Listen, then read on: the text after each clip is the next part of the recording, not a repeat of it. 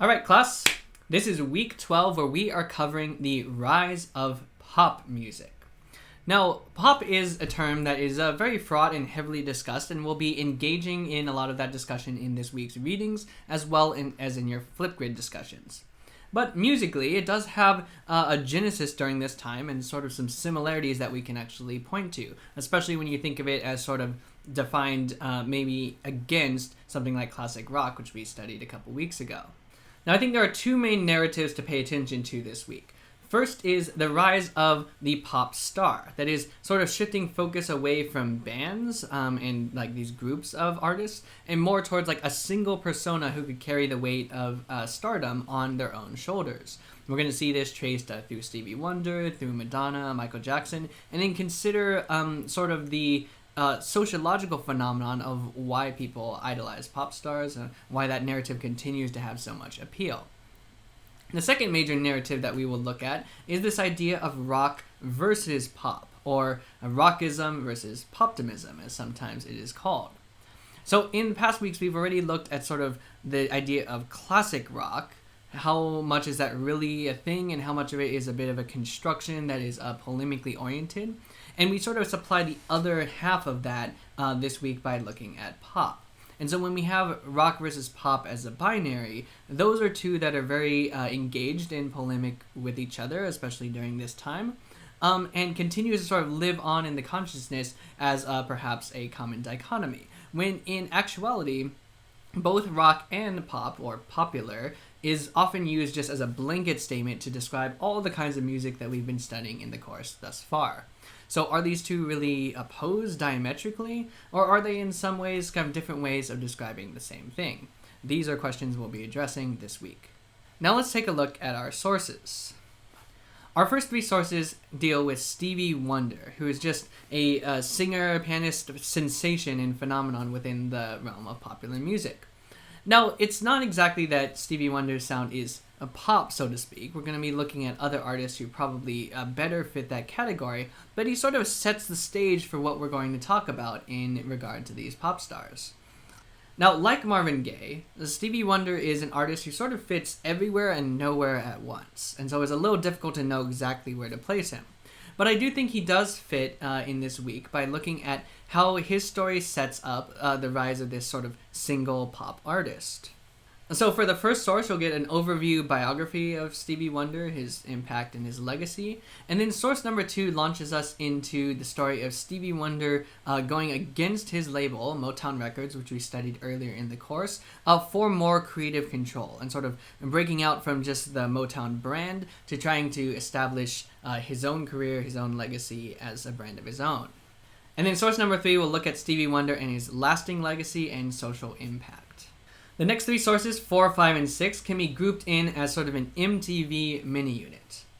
Now, MTV was a very visible, literally, and impactful force within the 80s, introducing this concept of the music video. And so source number 4, this podcast by NPR, will take you through the history of MTV, sort of its rise and fall, and the different factors that made the music videos shown on MTV such a great impact within society.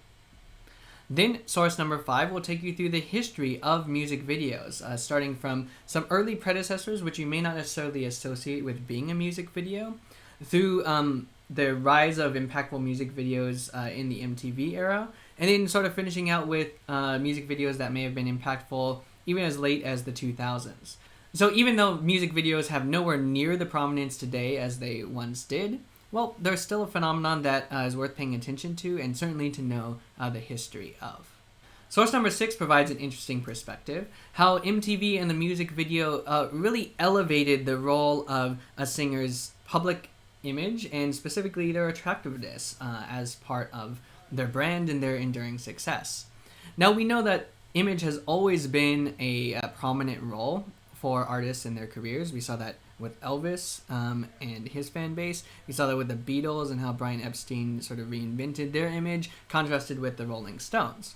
However, I would say that the music video in this era in the 80s really raises the bar for those same considerations. And we see how an artist like Madonna or like Michael Jackson can really use that attractiveness or that sexuality to their advantage within their career. Sources 7 and 8 turn to the artist Madonna, who is a great artist to look at when considering this phenomenon of MTV and 80s pop. Now, this Pop History Dig article looks specifically at Madonna's Pepsi ad, but not just the Pepsi ad, really the controversy surrounding this particular ad, as related to her music video for Like a Prayer, and why that music video might have pushed some buttons within that time period. Then for source number 8, our first performance video of the week, I'll have you watch the entirety of Like a Prayer, the music video. Now, as you watch this, go ahead and really pay attention to how the music video furthers the storytelling and the artistic point and message of the song, and it really takes on its own art form as a result. Sources 9 through 11 then turn to Michael Jackson, who probably needs no introduction. Our first source in this mini unit then looks at Michael Jackson's music videos and how they and their narratives and their production quality really raise the bar for what a music video could achieve. Then in source number 10, I'll have you watch the entirety of Michael Jackson's Thriller music video. Now, many of you are probably already familiar with the song and may in fact be familiar with snippets from the music video, but I want you to watch the entirety of the music video because many of you probably aren't aware that it has its context within this 13 plus minute long short film. And indeed, Michael Jackson really considered it to be a short film, not simply like a 3 or 4 minute music video. And so go in and watch that and really see how the music video as a medium was aspiring to this sort of artistic presentation. Source number 11 is your long reading for the week, and this turns to look at Michael Jackson's legacy in terms of breaking racial barriers, in terms of his own sexuality and even presentation of masculinity, as well as introduces this concept of rock versus pop. So what sort of sphere did Michael Jackson's music carve out for itself within the field of genres? This is something that this article will look at. This then turns to our next 3 sources, 12 through 14. 12 and 13 are sort of a pair of articles, which in some ways are responding to each other, or the second is responding to the first. The Rap Against Rockism is just a great article to start out and really sets the tone for this idea of what is rockism and sort of critiquing the paradigm that says rock music is this closed canon both historically and musically, and very a definition of rock that is very exclusive of things that are considered to be not rock or pop or disco or fill in the blank. Then the next article functions as a foil to that and essentially critiques the idea of poptimism, which is the idea that we should give pop music full artistic status up along with rock. Now, this author doesn't necessarily dispute that, but what they do see is maybe an unhealthy tendency to idolize or to worship the pop stars as if they can do no musical wrongs, and sort of a wish for more honesty in music criticism across the board. And so together, I think these 2 articles make a good pair to further your Flipgrid discussions. Source number 14 kind of caps this mini unit with a consideration of rock, pop, and authenticity. So are these 2 genres really so different after all, or do they actually have a lot in common and a lot of overlap? And there's a lot that you can draw on here as well for your discussion and your paper. And then we finally have source number 15, Gaslight of the Gods, which is written by a colleague of mine. And so a really good reflection on this idea of why we continue to teach music by Michael Jackson, by R. Kelly, and other artists, when oftentimes, just like the rock stars who came before them, their backstories have very problematic aspects or troubled histories to them.